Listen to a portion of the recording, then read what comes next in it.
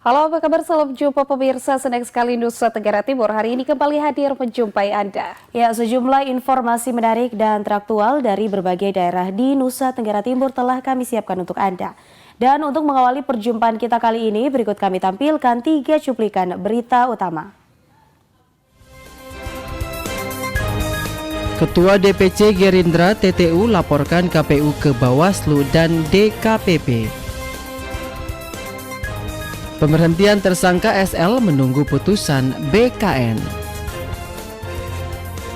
Berburu sunset di Bukit Wolobobo di Kabupaten Ngada. Ya pemirsa, cuplikan berita utama tadi akan kami rangkai dengan beragam informasi menarik lainnya bersama saya Didak Mufa. Dan saya Helga Meliadi. Pemirsa, inilah Nusa Tenggara Timur hari ini selengkapnya untuk Anda.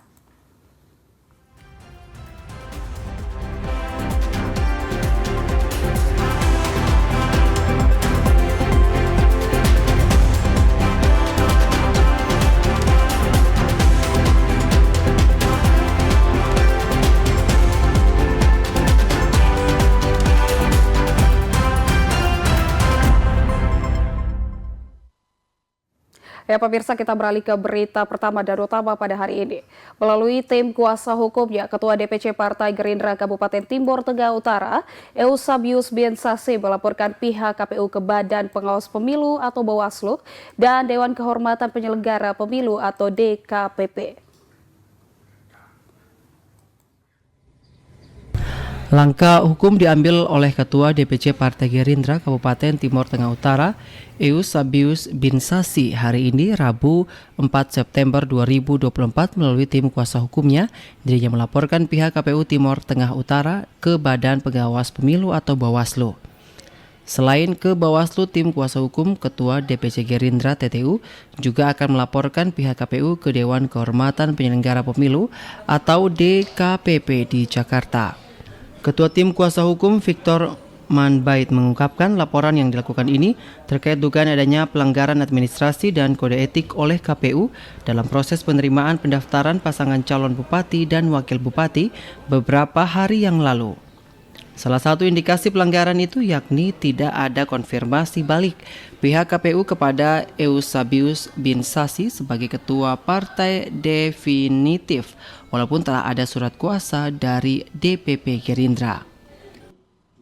Berdasarkan PKPU itu, KPU harus memverifikasi karena dia sudah lihat kan, oh ini yang datang ini dia berdasarkan silon yang resmi di KPU sendiri itu menunjukkan bahwa kepengurusan Pak Eusabius itu sebagai ketua. Nah saat itu tidak ada.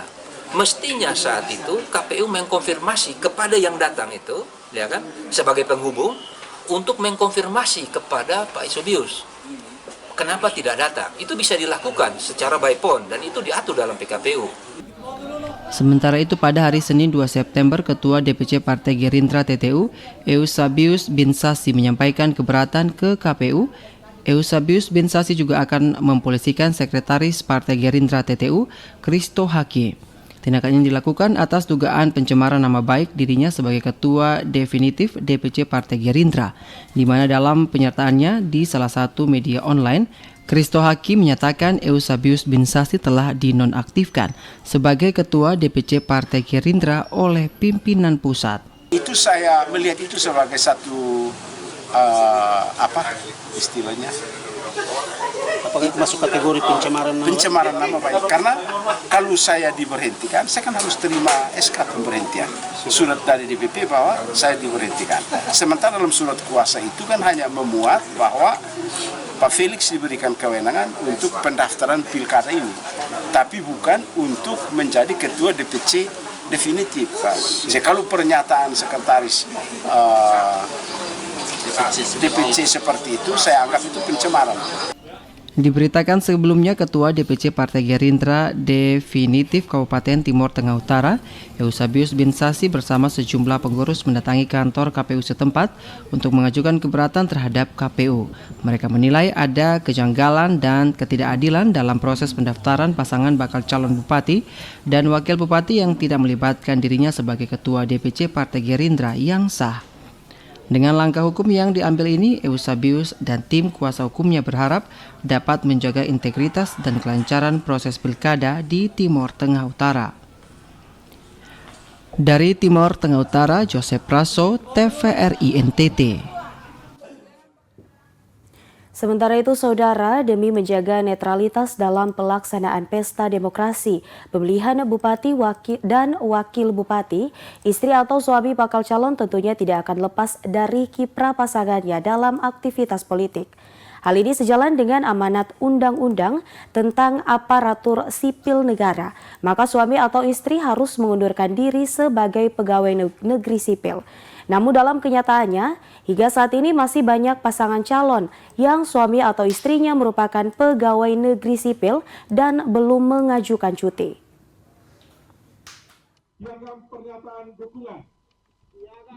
Ketua Bawaslu Flores Timur menegaskan sesuai regulasi yang berlaku, suami atau istri paslon kepala daerah untuk mengambil cuti di luar tanggungan negara. ASN yang pasangannya maju dalam kontestan pemilihan serentak harus mengajukan cuti selama masa kampanye sehingga boleh terlibat langsung dalam kegiatan politik suami atau istri sebagai paslon. Selain itu, para istri atau suami yang berstatus PNS dilarang menggunakan atribut yang mengandung unsur politik serta dilarang menggunakan fasilitas milik negara saat mendampingi kampanye pasangannya. Mereka juga dilarang berfoto bersama paslon dengan berbagai macam atribut. Untuk para istri atau suami dengan status PNS yang akan mendampingi saat kampanye, boleh saja berfoto asal tidak menggunakan atribut partai maupun lainnya. Sebagai aparatur negara wajib mematuhi aturan yang berlaku. Pertama, soal netralitas ASN dan kepala desa. Kami sangat berharap betul nanti paslon yang mendaftar diri di KPU itu tidak melibatkan PNS dan kepala desa saat deklarasi maupun saat konvoi sampai pada pendaftaran, karena PNS, kepala desa, TNI Polri itu tidak boleh terlibat dalam kampanye sebelum, saat kampanye maupun sesudah kampanye. Nah, dari hasil pengawasan kemarin itu memang kami menemukan ada beberapa PNS yang juga hadir dalam deklarasi itu. Karena itu secara kelembagaan itu menjadi perhatian serius sesuai dengan ketentuan. Kalau itu sebelum kampanye, maka yang kami lakukan adalah melampirkan bukti-bukti yang ada tentang kehadiran, keterlibatan PNS. Itu lalu kami akan teruskan kepada pihak yang berkewenangan. Hal ini misalnya kalau untuk PNS kami akan teruskan ke Komisi ASN atau ke Menteri Pemberdayaan Aparatur Negara. Sedangkan untuk kepala desa itu kami akan teruskan ke Bupati atau penjabat bupati. Erni Katana pun menegaskan agar para ASN, kepala desa serta TNI Polri di daerah Flores Timur agar dapat bersikap dan menjaga netralitas dalam penyelenggaraan pemilihan kepala daerah. ASN harus tetap fokus bekerja dan tidak terlibat dalam politik praktis dalam bentuk apapun. Dari Flores Timur, Patmanuerang, TVRI NTT. Ya pemirsa, Komisi Pemilihan Umum Kabupaten Kupang memastikan 5 pasangan calon bupati dan wakil bupati telah mendaftar di KPU Kabupaten Kupang dan telah dilakukan verifikasi terhadap berkas para pasangan calon.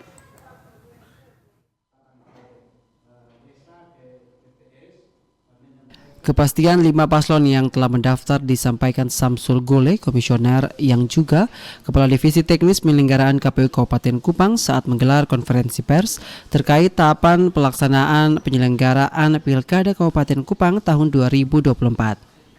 Kelima bakal pasangan calon bupati dan wakil bupati Kupang tahun 2024 yang telah mendaftar yakni Korinus Mas Neno dan Sylvester Banfatin yang diusung oleh Partai PDIP, PAN, dan PBB dengan suara jumlah sah sebanyak 36.837. Kemudian paslon Jerry Manafe dan Melianus Akulas dengan partai pendukung yakni Hanura dan Golkar dengan jumlah suara sah 32.905. Menyusul paslon Yosef Lede dan Airum Titu Eki dengan partai pendukung Gerindra, PSI, dan Gelora dengan suara sah sebanyak 43.378. Juga paslon Meserasi B. Autopa dan Maria Nuban Saku dengan partai pendukung yakni Nasdem, PKB, Perindo Demokrat dan jumlah suara sah 50.424. Dan terakhir Melkisedek Burain dan Ruby Mano dengan partai pendukung adalah partai non-sit yakni PPP, PKS, PKN Buruh dengan jumlah suara sah 18.790 dan kelima paslon berstatus diterima. Pasca pendaftaran, KPU Kabupaten Kupang juga telah melakukan penelitian dan verifikasi terhadap berkas dokumen pendaftaran yang telah diserahkan ke KPU Kabupaten Kupang. Itu ada 5 pasangan calon. Pada tanggal 27 tidak ada yang mendaftar, dan hari kedua pakai kota. Di hari ketiga, tanggal 29 itu pakai jelas, pakai demoni, pakai kemesraan, dan terakhir di tinggi lain ada pakai lain. Selanjutnya, dalam waktu yang bersama juga, tanggal 29 sampai tanggal 4 September, KPU melakukan penelitian administrasi pencatatan calon. Jadi ada melakukan organisasi adalah kita dapat tadi tanggal 29 namun kita baru melaksanakan penelitian itu di tanggal 31 hari ini. Dari Kabupaten Kupang, Krispoto, TVRI NTT. Komisi Pemilihan Umum Republik Indonesia memperpanjang pendaftaran bakal pasangan calon kepala daerah di 43 wilayah karena adanya satu bakal pasangan calon atau calon tunggal yang mendaftar hingga batas waktu pendaftaran pada 29 Agustus 2024. Komisioner KPU Flotim Divisi Teknis Arifin Atanggai menjelaskan perpanjangan masa pendaftaran bakal pasangan calon ini bagi provinsi dan kabupaten kota yang saat pendaftaran waktu normal 27 hingga 29 Agustus hanya terdapat satu pasangan calon atau calon tunggal yang mendaftar sehingga KPU provinsi dan kabupaten kota diberikan kesempatan untuk membuka kembali waktu pendaftaran hingga 4 September 2024. Sejalan dengan masa perpanjangan masa pendaftaran bakal pasangan calon, Petrus Keron dan Mel Fernandes kembali mendaftar sesuai dengan syarat keputusan KPU RI nomor 1925 tentang perpanjangan waktu pendaftaran. Namun, pihak KPU Flores Timur menolak dengan pertimbangan waktu pendaftaran normal. Sudah ada 4 bakal pasangan calon yang telah mendaftar di KPU Flores Timur. Hari ini paket keren sekitar ada 8 orang tadi, termasuk bakal calon bupati dan wakil bupatinya, termasuk ada beberapa juga ketua partai yang mengusung Rio juga hadir tadi. Jadi tadi konsepnya datang konsultasi. Mereka menanyakan soal surat 1915 dan surat 1925. Sehingga dari sisi itu kami sudah jelaskan bagaimana surat 1915 dan juga surat 1925. Mereka memaknai bahwa surat 1925 itu bagi mereka pasangan mereka dapat diperpanjang lagi waktunya. Sedangkan pada substansi surat dari 1925 itu menyatakan apabila pada tanggal 27 sampai tanggal 29 itu hanya terdapat satu pasangan calon, maka dapat diperpanjang lagi. Itu ketentuannya. Arifin menjelaskan berdasarkan surat keputusan KPU RI tanggal 30 Agustus hingga 1 September 2024 adalah masa sosialisasi perpanjangan pendaftaran oleh KPU setempat. Sementara waktu perpanjangan pendaftaran dijadwalkan berlangsung dari tanggal 2 hingga 4 September 2024. Perpanjangan pendaftaran ini sesuai dengan pasal 135 Peraturan KPU nomor 10 tahun 2024 tentang pencalonan kepala daerah yang menyatakan jika hingga pendaftaran ditutup hanya ada calon tunggal dan masih ada partai-partai politik tersisa yang belum mengusung calon, maka pendaftaran dapat diperpanjang. Yang tertuang dalam keputusan KPU nomor 1925 tentang perpanjangan masa pendaftaran pasangan calon. Dari Flores Timur, Patman Werang, TVRI NTT. Ya pemirsa, pemberhentian SL tersangka dugaan kasus tindak pidana korupsi Tipikor Pembangunan GOR Kabupaten Kupang sebagai Kepala Dispora menunggu putusan Badan Kepegawaian Negara.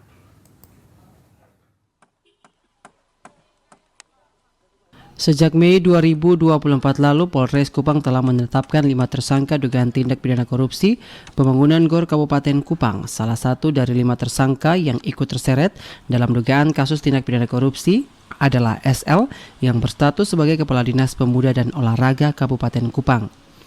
Pasca ditetapkan sebagai tersangka, hingga saat ini tersangka SL belum dinonaktifkan atau diberhentikan oleh pemerintah Kabupaten Kupang dan masih berstatus sebagai Kepala Dinas Pemuda dan Olahraga Kabupaten Kupang aktif. Terkait status tersangka SL, penjabat Bupati Kupang Alexon Lumba mengatakan sebagai tersangka Kadispora Kabupaten Kupang, SL telah mengajukan pengunduran diri sebagai Kepala Dinas, tetapi kewenangan pemberhentian atau nonaktif SL merupakan kewenangan Badan Kepegawaian Negara BKN. Pemerintah Kabupaten Kupang masih menunggu putusan dari Badan Kepegawaian Negara, dan apabila surat keputusan sudah diterima, maka pemerintah Kabupaten Kupang akan menindaklanjuti putusan tersebut. Yang bersangkutan masih aktif. Ya. Kami sedang melakukan konsultasi dengan pihak BKN terkait dengan posisi yang bersangkutan. Bahkan beliau juga sudah melakukan konsultasi ke BKN. Tapi kami perlu dasar surat tertulis dari BKN terkait dengan permasalahan ini. Untuk diketahui, pasca penetapan 5 tersangka kasus Tipikor GOR Kabupaten Kupang, Polres Kupang telah melakukan penyidikan dan saat ini berkas kelima tersangka telah diserahkan ke Kejaksaan Negeri Welamasi. Dari Kabupaten Kupang, Krispoto, TVRI NTT. Ya, saudara, informasi menarik lainnya akan kami hadirkan usai jeda pariwara berikut. Tetaplah bersama kami.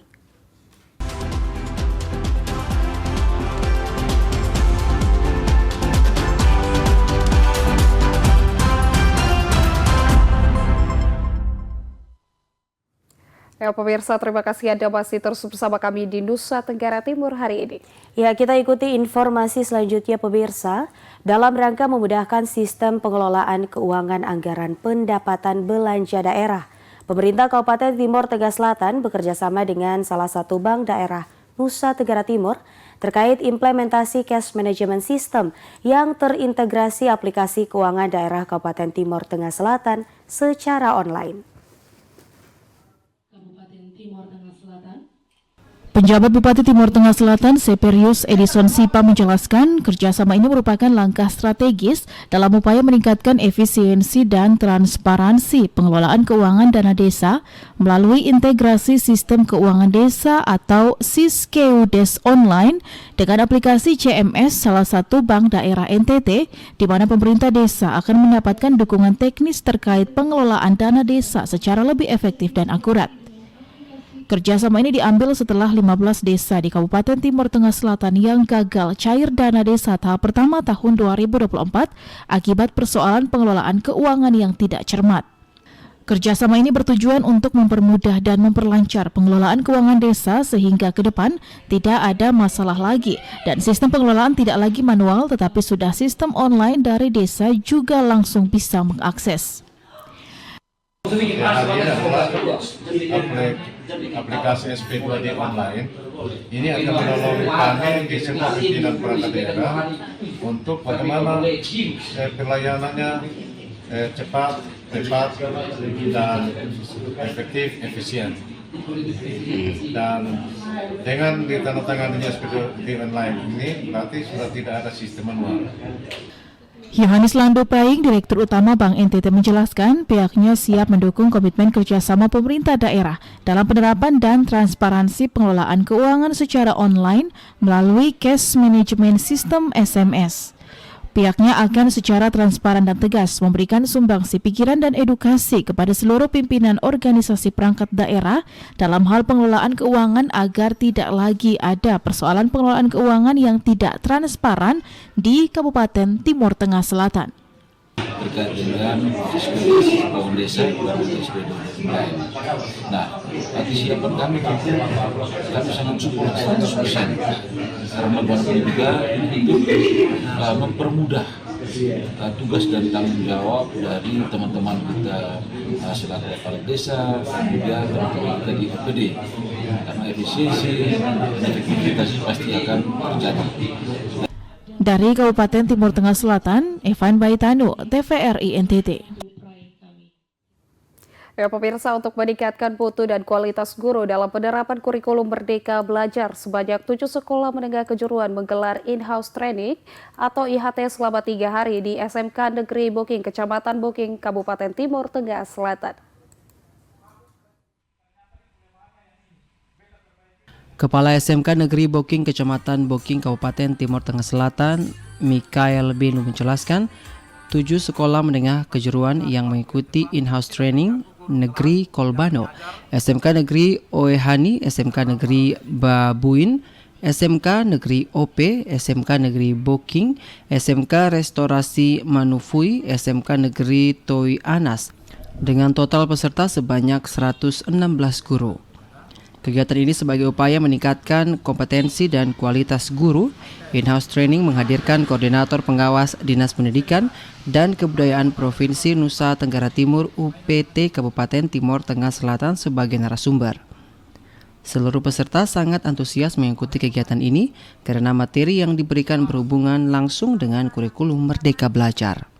Karena materi yang dirancang kali ini itu menyentuh atau berhubungan langsung dengan kurikulum Merdeka Mengajar, sehingga kami merasa bahwa di dalam diri kami ada perubahan, karena setiap tugas dan tanggung jawab yang diberikan oleh narasumber itu langsung kami kerjakan lewat kerjasama, kolaborasi, sehingga kami menghasilkan produk berupa modul ajar dan yang lain-lain sesuai dengan schedule atau jadwal yang telah panitia rancang itu. Sementara itu, Yesaya Lakapu, Ketua Panitia Pelaksana In-House Training menjelaskan, IHT merupakan program rutin sekolah yang dilakukan setiap tahun bertujuan untuk membantu guru-guru meningkatkan kompetensi, keterampilan dan kemampuan yang baik dalam meningkatkan mutu dan kualitas guru di sekolah maupun peserta didik. Untuk kegiatan In-House Training ini merupakan satu program sekolah yang dilakukan setiap tahun oleh beberapa sekolah. Tahun ini bergabung 2 sekolah, SMK Restorasi Manufui dan SMK Teans. Ini dilakukan untuk meningkatkan atau membekali kompetensi untuk sekolah dan guru dalam rangka mewujudkan upaya pengembangan hasil belajar didik secara holistik di sekolah. Nah, ini yang menjadi yang melatar belakangi kegiatan pelaksanaan kegiatan In-House Training. Dari Timur Tengah Selatan, Evan Baitanu, TVRI NTT.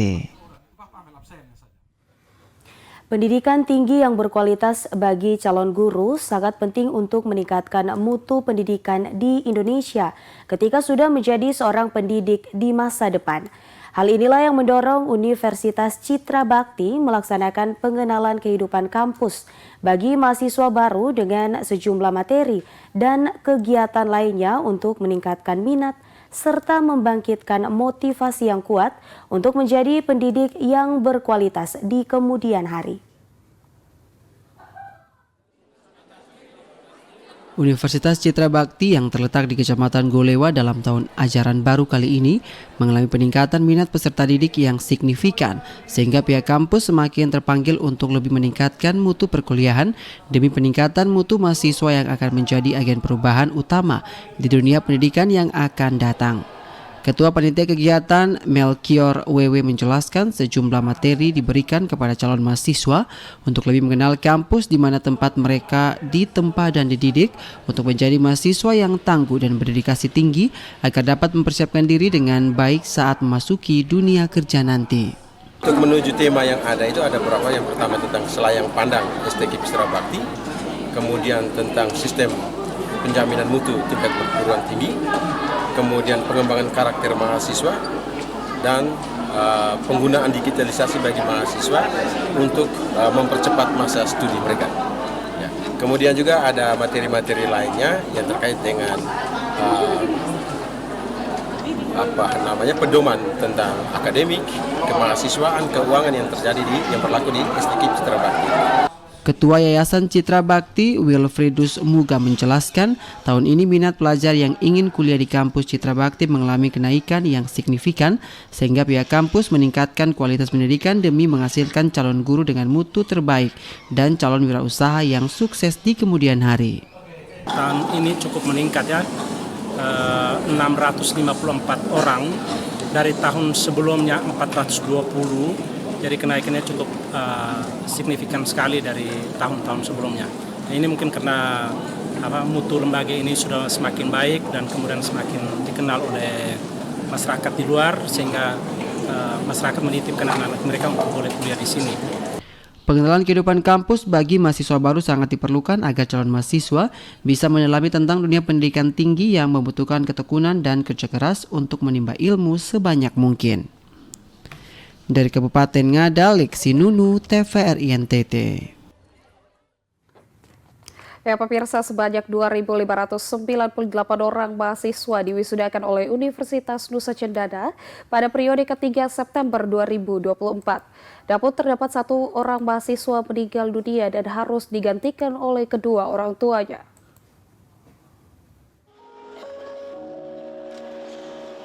Pemandangan berbeda terlihat dari wisuda sesi ketiga Universitas Nusa Cendana. Di saat wisudawan lain menerima ijazah dan bahagia bersama orang tua, namun hal tersebut berbanding terbalik dengan apa yang dialami oleh Yustino Andika Temaloro, mahasiswa Fakultas Ilmu Sosial dan Ilmu Politik Prodi Sosiologi Undana. Suasana haru dan kehilangan yang mendalam harus diterima oleh orang tuanya.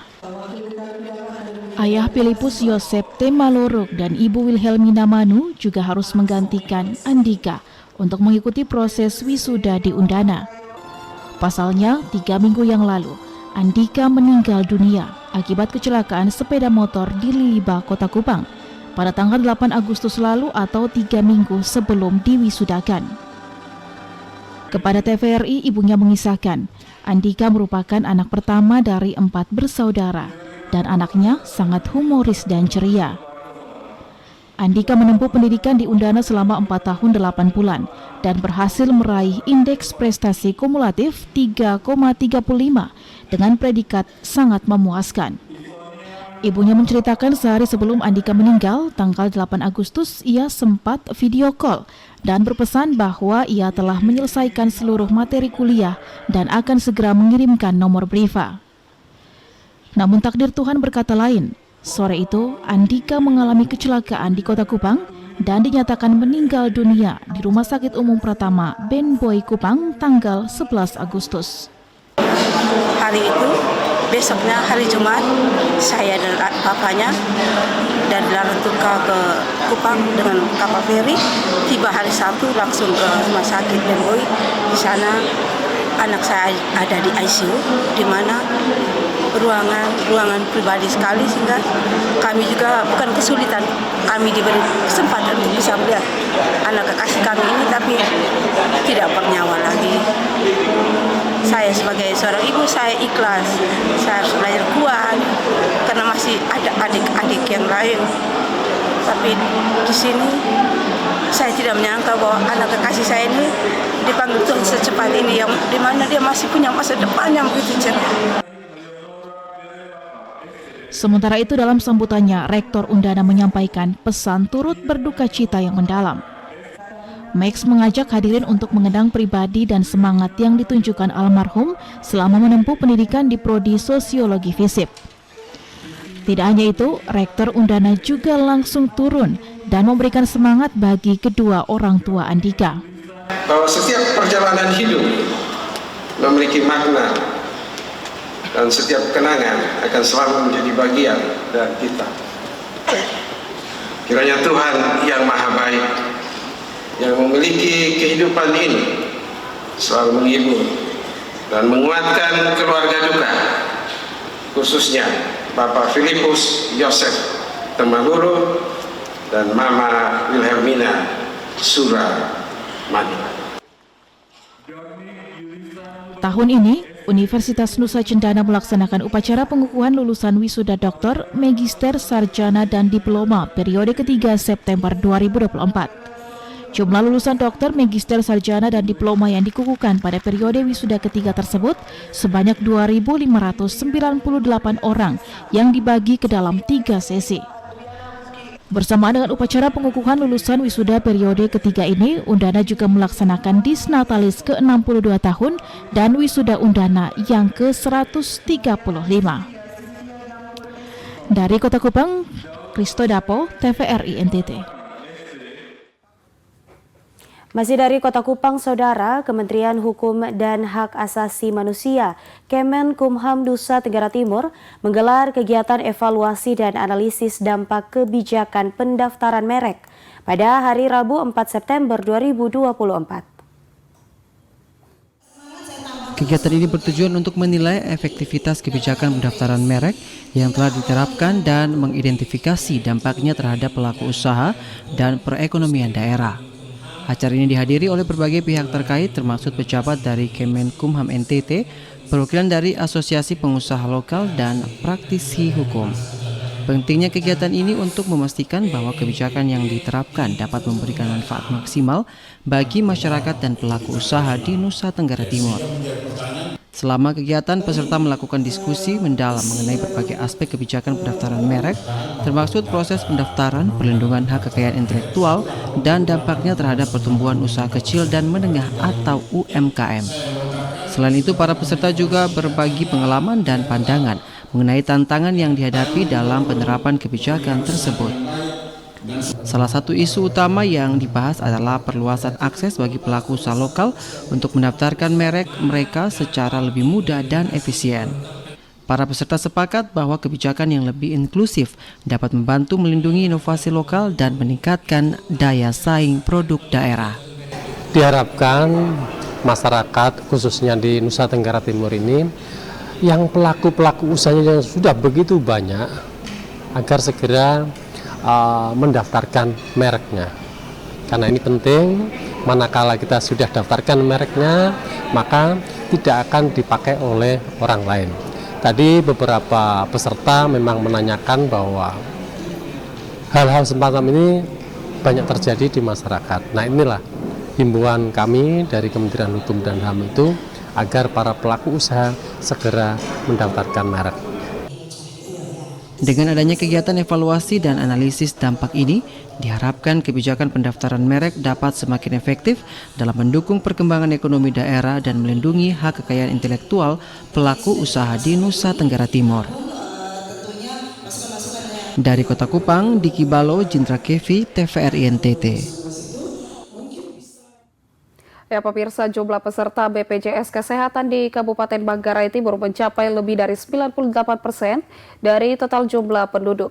Hingga tahun 2024, sebanyak 16.300 jiwa yang diakomodir dalam kepesertaan BPJS.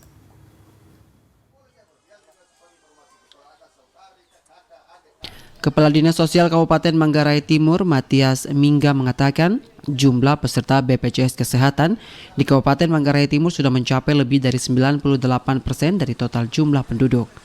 Banyak hal yang dapat dilakukan secara kolaboratif antara BPJS Kesehatan dengan pemerintah Kabupaten Manggarai Timur untuk kesejahteraan masyarakat.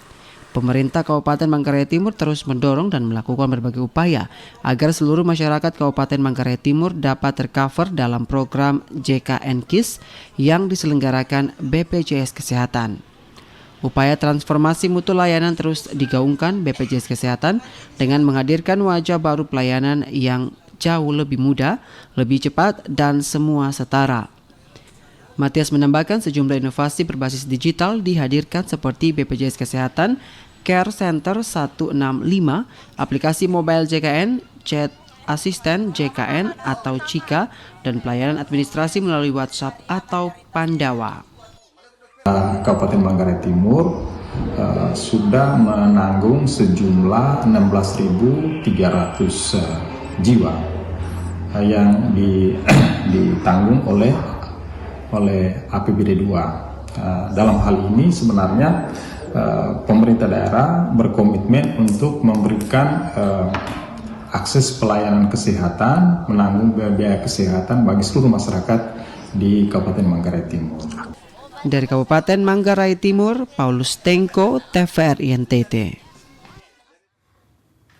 Komunitas masyarakat adat Likong GT Kabupaten Sika menggelar ritual Tulen Hulur di Tanah Ulayat yang selama ini berpolemik.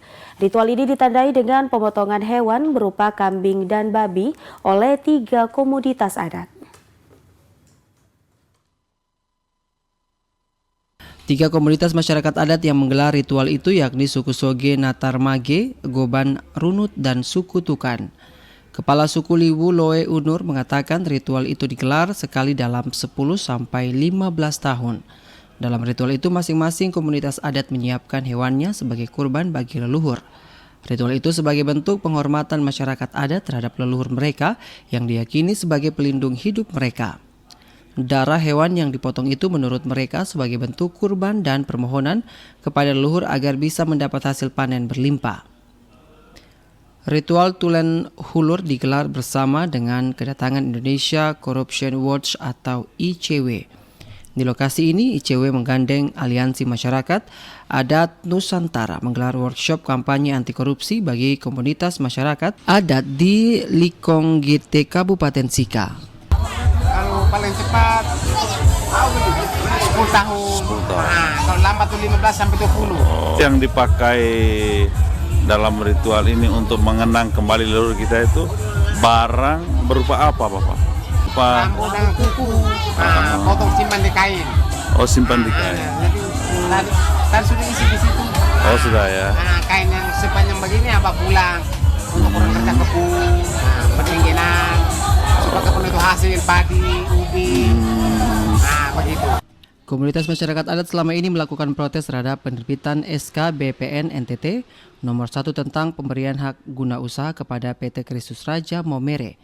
Beberapa waktu lalu masyarakat melakukan aksi demo ke Polres Sika dan kantor pertanahan Sika. Dari Kabupaten Sika, Amar Kabelen, TVRI NTT. Ya pemirsa, kami akan kembali dengan sejumlah informasi menarik lainnya. Untuk itu tetaplah bersama kami.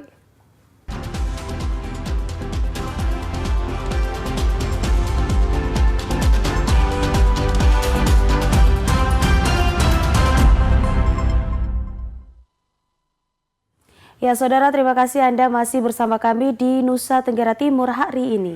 Ya pemirsa, kita beralih ke informasi selanjutnya. Pesona dan daya tarik Bukit Wolobobo atau negeri di atas awan seakan tidak pernah habisnya untuk dinikmati apalagi saat senja.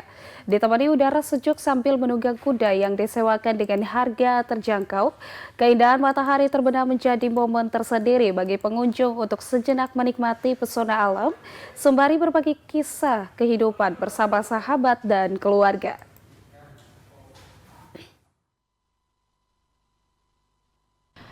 Negeri di atas awan, sebutan indah bagi Bukit Wolobobo yang terkenal dengan pesona matahari terbenam dan menjadi incaran bagi masyarakat pecinta alam untuk menikmati keindahan bersama keluarga maupun sahabat.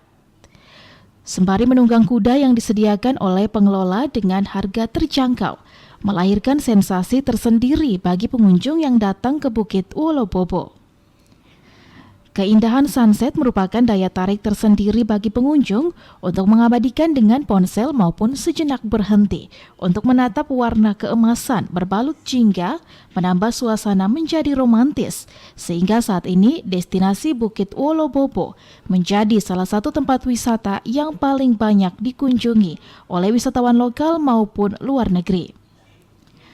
Salah seorang pengunjung yang datang menikmati pesona matahari terbenam, Yuven Beribe, menuturkan bahwa keindahan negeri di atas awan begitu menggoda untuk dinikmati bersama dan harus dijaga dengan baik, termaksud aspek kebersihan lingkungan, sehingga pengunjung menjadi betah untuk menikmati pesona alam sambil bercengkrama bersama keluarga.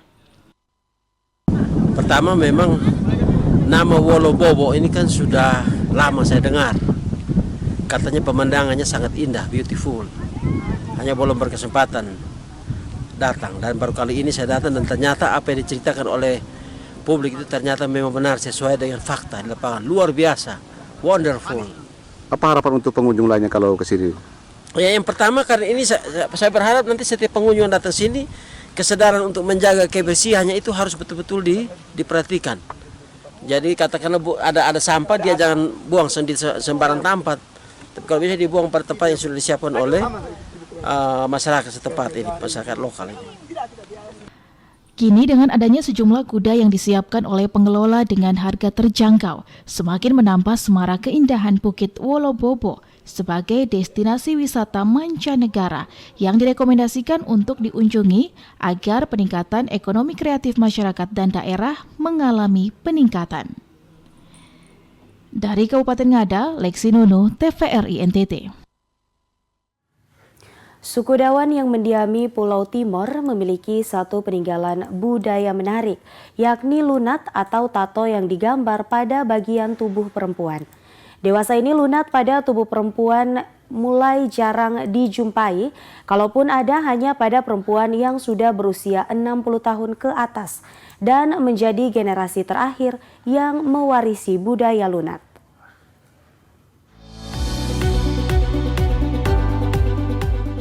Mengulik kekayaan budaya khas Indonesia memang tidak pernah ada habisnya. Salah satu keunikan yang sayang untuk dilewatkan adalah seni merias tubuh dengan tato. Tato merupakan gambar atau lukisan pada kulit tubuh baik pria maupun wanita. Budaya tato di Indonesia ada sejak lama. Suku Dawan yang mendiami Pulau Timor, Nusa Tenggara Timur misalnya, memiliki budaya tato pada perempuan atau dalam bahasa setempat disebut lunat. Tato di kalangan suku Dawan yang ada di Kabupaten Belu, Nusa Tenggara Timur tak sekedar penghias tubuh, tapi memiliki makna tersendiri, yakni sebagai penanda bagi perempuan yang mulai beranjak dewasa. Bagi perempuan Dawan, tepatnya di Desa Beaneno, Kecamatan Sasitamen, Kabupaten Belu, NTT, praktik pembuatan lunat menunjukkan tindakan sakral yang mengungkapkan keberanian untuk menanggung beban serta berbagai persoalan. Selain sebagai simbol keberanian, lunat juga dibuat sebagai penanda bahwa seorang perempuan sudah menikah, terutama di saat masa pendudukan Jepang. Dengan adanya lunat, seorang perempuan bisa dijauhi oleh penjajah untuk dijadikan sebagai pasangan. Para perempuan suku Dawan akan memakai tato dengan motif tertentu yang melambangkan status sosial mereka. Tato yang dilukis di tubuh tak hanya menjadi sebuah kecantikan, tetapi juga untuk memperjelas status perkawinan. Jika ditato pada kaki menunjukkan perempuan tersebut belum menikah, sedangkan tato yang dibuat di bagian tangan menandakan sudah menikah. Motif yang dibuat adalah motif bunga atau motif berulang seperti kain tenun. Tidak hanya itu, motif juga bisa disesuaikan dengan permintaan seperti nama inisial dan lain sebagainya. Sementara untuk membuat tinta tato, bahan yang digunakan berasal dari sisa pembakaran lampu pelita yang dicampur dengan beberapa bahan lainnya untuk memberikan warna pada tato. Meski menggunakan alat-alat tradisional dan sederhana, namun tato tidak mudah pudar. Saat ini praktik lunat mulai ditinggalkan oleh generasi muda dengan adanya stigma negatif terhadap perempuan yang memiliki tato. Selain itu, untuk menempuh pendidikan di sekolah dasar, perempuan dilarang memiliki tato sehingga dikhawatirkan lambat laun budaya lunat pada perempuan Dawan akan hilang.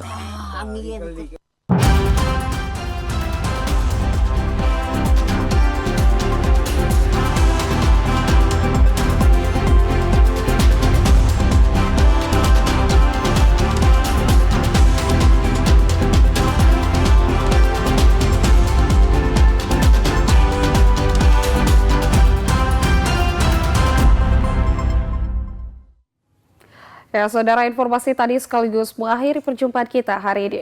Ya, terus saksikan Nusa Tenggara Timur hari ini yang menyajikan informasi secara santun, lugas, dan berimbang. Hanya di TVRI NTT, media pemersatu bangsa.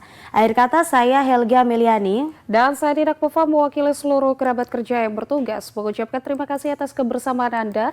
Selamat melanjutkan aktivitas Anda dan sampai jumpa.